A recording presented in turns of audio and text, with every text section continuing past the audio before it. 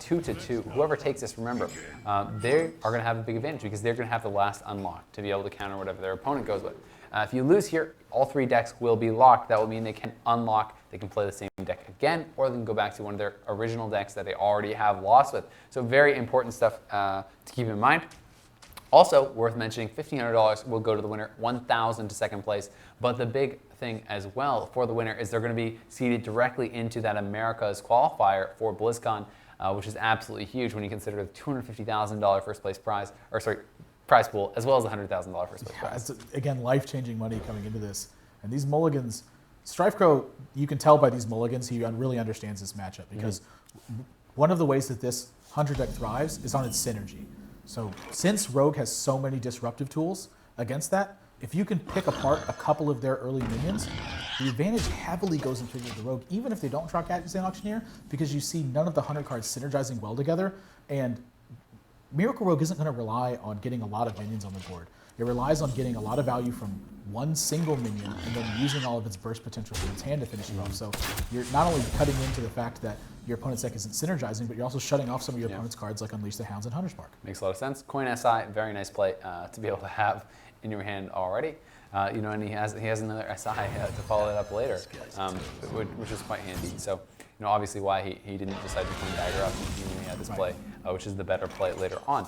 Now, with the Houndmaster in hand next turn, do you think he's actually just going to drop the Houndmaster into a 3/3? Honestly, I don't think he has an option. He's got to get some sort of development. Feels kind of rough though, doesn't it? Yeah, he's just going to fall so far behind. And this is, again, what we were talking about. Picking apart that single Stone Tusk board makes a big difference in this game. And at the same time, you don't have time to wait. Miracle Rogue is a deck that's going to start pressuring you as early as turn 2, like we're seeing here. This Earthen Ring Farseer is putting him further out of reach. Kodo's not even a very good play here. And he doesn't have another option other than he has to drop it. But I mean, think of the value he's already been getting here. And he can even just backstab Shiv. And that is even more of an advantage that he's going to be getting. And on the back, he can even dagger up. He could also do a backstab plus an SI. Which do you prefer? Do you think it's just better to get that other 3/3 down, or do you think that you should just go backstab Shiv, dagger up, and turn? Well, this is one of those spots where what you think of your opponent is really going to play into here. So, if your opponent has Unleash and Hounds next turn, they can't play Timberwolf because it's going to use all 5 of their mana. So, I'm not really afraid to develop my SI7 agent here, but at the same time, you want to have this SI7 agent as a better tool, where Shiv is sort of like a one-shot use. It's going to dig into your deck. It gets the job done here, and do you even need to develop past 2 minions? And frankly, I don't think you do. So when he chooses to use this Shiv here, that's exactly what he's thinking about. He's keeping his options open, he's hedging his bets against Unleash the Hounds, and he's just going to use that to keep pressure on his opponent. And if you look at his hand, Deadly Poison's 4 damage, Eviscerate's 4 damage, SI7 agent's 2 more damage, and he's got 6 damage on the board, and Gnimsh doesn't have any tools in his hand to deal with this. This is a terrible position if you're Gnimsh. It's absolutely horrible, and we've seen just how much damage even a 2 damage minion can do, and oh my god. Wow, this is getting rough, man. And I mean, he has the Eviscerate in hand, he has the Deadly Poison. I mean, this is a lot of damage he could do. How much damage could he actually do to the face? He could do 9 just from the 3, plus the Abyss is 13 damage already on this turn. And that's putting him down so low. Do you think he's going to go with that? I mean, he could do that and then still stab it. He could put 13 damage in the face, and that would bring him down already.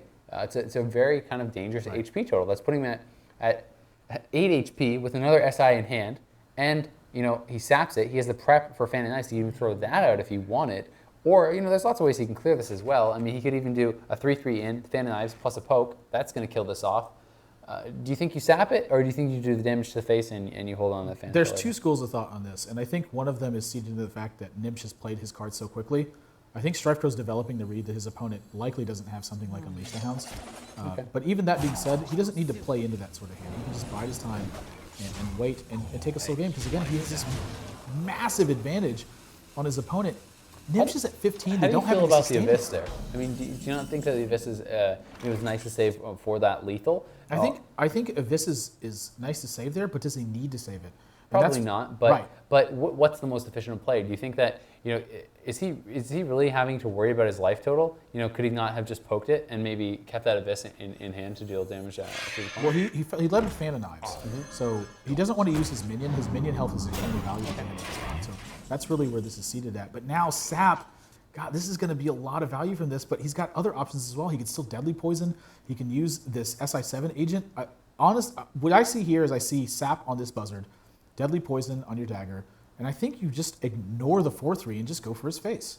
Yeah, I would have to agree. I mean, there's just so much damage. And he hasn't even drawn into an Auctioneer or a Leroy. There's so many things that he hasn't even had, and this game has just looked crazy. I mean, he's had all those early three minions, the SI agents and the Earth and Marine Farseer, and that's been enough. He hasn't needed to draw into that Auctioneer.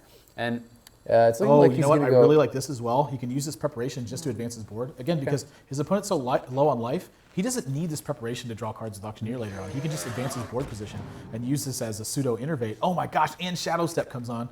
I don't think Gnimsh has any cards in his deck that can get him out of this. So gonna trade there, interesting. So gonna Deadly Poison. He wants to keep his life total high. I mean, I guess he's just saying, who cares? And well, okay, never mind. He's actually gonna take that out. So he trades 1 minion down. But he has, a 10 damage showing on the board, and he's at 2 HP, just from that. Plus, any sort of card he draws, pretty much is going to be able to finish his game off. A Cold Blood finishes it off. A Vis finishes it off. A Shiv even finishes it off with the spell power. Right. This is just one of those spots Blade Flurry finishes it off. Like there's like a million things. This is Miracle Rogue doing what Miracle Rogue does, Yeah. And it's meant to beat a deck like this. Again, this deck's focusing so much on its synergy. Gnimsh just didn't have any options this game. Yeah. That doesn't make his deck a poor choice. This deck is meant to beat other decks that are coming up in this format. And this is just showing how powerful Miracle Rogue is. Even without Auctioneer, its advantage in this, based purely on its disruptive tools, is powerhousing Gnimsh. I mean, this is making it look like it's just like it just feels like 2 different leagues right now because of how lopsided this matchup really is. But that can be Hearthstone. I mean, one player gets really good draws, plus they're already in a matchup that is advantageous for them. Can get pretty ugly pretty fast. Now let's look, how much damage does he have here? He could attack the face, do double SI. Is that going to be enough? Well, this is one of those spots where I felt like he should have used Sap last turn and just dealt 3 to the face, because this would be lethal next turn. He has 3, and then he has 2 SIs, and then he has another 3. So he has 6, 7, 8, 10 damage. 10 damage. Yeah, so it's like he's just going to continue to fight for board control again. This is just sort of what he does. It's like maybe he missed an opportunity for lethal here. But saving the Sap's not like a bad thing. But again, it's like, how does he lose the game when he's in this position? He's under no threat of lethal next turn. He's got all the tools he needs to deal with taunts. He's got a dagger sitting in wait if he needs it to. Honestly, I'd like to see him dagger and redagger up, honestly. So that's what he's going to do. And now 7 points of damage on the board, 8 points of damage on the board. And Gnimsh continues to find himself in this position over and over again, where it's like, how does he recover this game? This Kodo is going to take out a 1/1. Kodo kill command, but gives StrifeCro a card, and it's like. And we don't even know what that is. That could be Leroy. That could just have sealed his fate. Let's find out what it is when it does swap over on cameras, and it's a Van Cleef. And there's another Shadow Step. So it's 3, 4, 5, 6, 7. It's only 8 damage. Now, in that case, do you think you just try to get out a big Van Cleef just for? I don't think there's any reason to not. Well, play wait. Okay. So he attacks his face. He's at 6, and then you're right. You preparation sap this Kodo. You attack for 3. You and then do you think you do the double Shadow Steps with the poke? No, I think you just Van Cleef. And well, I'm totally wrong. He's gonna Shadow Step, so ignore what I said. The Shadow Step heals it from a potential explosive tap as well. He's gonna use the second. He just wants a massive Van Cleef, and he's gonna put him at 1 HP doing this. And then he's gonna conceal as well. So it's just. I mean, even a dagger poke kills him. So I mean, there's almost no way to lose. I think there is no way to lose. Actually, there's absolutely no way to lose this, because this Van Cleef is gonna go into his original mode, where he's gonna be concealed. And, oh my gosh, that is so big. 14, huge Van Cleef for StrifeCro. And now that's going to spell GG. There are absolutely no cards in Gnimsh's deck. He could just make up a card and probably lose the game at this point. Even if he drew Twisting Nether, he's still dead. It's just, man, that's the matchup. That's Hearthstone sometimes. But big credit to StrifeCro here. He took his time. He wasn't impatient. There was no reason for him to be. And credit to Gnimsh as well. He recognized he had to continue to develop his board. And he's kind of hope his opponent couldn't pick apart his board throughout the course of the game, but it's so hard for Miracle Rogue to get a draw where it can't disrupt you. Definitely. And